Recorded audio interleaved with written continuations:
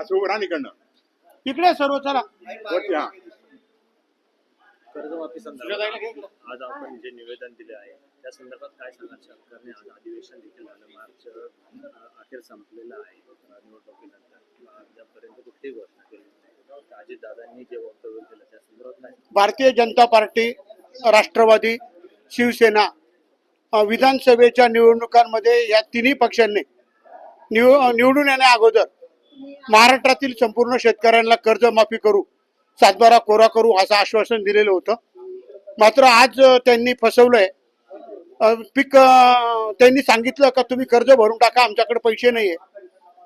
आम्ही या सरकारचा निषेध करतो आणि त्यांनी कर्जमाफी करावी. जर कर्जमाफी केली नाही तर संपूर्ण महाराष्ट्रभर महाराष्ट्र नवनिर्माण सेना आंदोलन तर करणार आहे. शेतकरी सुद्धा त्यांचा निषेध करतील, रस्त्यावर उतरतील. तसंच 1 रुपयामध्ये जी पंतप्रधान पीक विमा योजना आहे ती 20 मार्च 2025 रोजी मिटिंग घेऊन ती सुद्धा त्यांनी बंद केली, ती चालू करावी. संतोष देशमुख मसाजोगचा त्याच्यावर ज्या मारेकऱ्यांनी त्याच्यावर जो अन्याय केलेला आहे, अत्याचार केलेला आहे, अमानुषपणे त्याला जे मारलंय त्या मारेकऱ्यांना फाशी झाली पाहिजे. त्यानंतर परभणीचा सोमनाथ सूर्यवंशी त्याला जी मारहाणीमध्ये त्याचा मृत्यू झाला त्याच्या मारेकऱ्यांना पण सजा झाली पाहिजे. या 4 विषयांसाठी आम्ही आज महाराष्ट्र नवनिर्माण सेनेच्या माध्यमातून आंदोलन केलेलं आहे.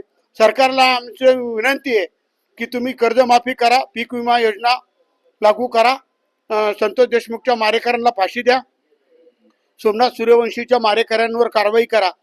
आणि या महाराष्ट्रातली कायदा सुव्यवस्था अतिशय खराब झालेली आहे. दररोज बलात्कार, खून, दरोडे, हाना माऱ्या, जातीवादाच्या दंगली होत आहेत. हे सगळं थांबलं पाहिजे. आणि तुम्ही निवडणुकीच्या टायमाला मुख्यमंत्री होताना, उपमुख्यमंत्री होताना, मंत्री होताना शपथी घेतात की आम्ही कोणता जातीवाद करणार नाही, धर्मवाद करणार नाही, सुडाचं राजकारण करणार नाही. मात्र महाराष्ट्रात हे चालू आहे. हा महाराष्ट्रात चाललं काय? महाराष्ट्र चालला कुठं?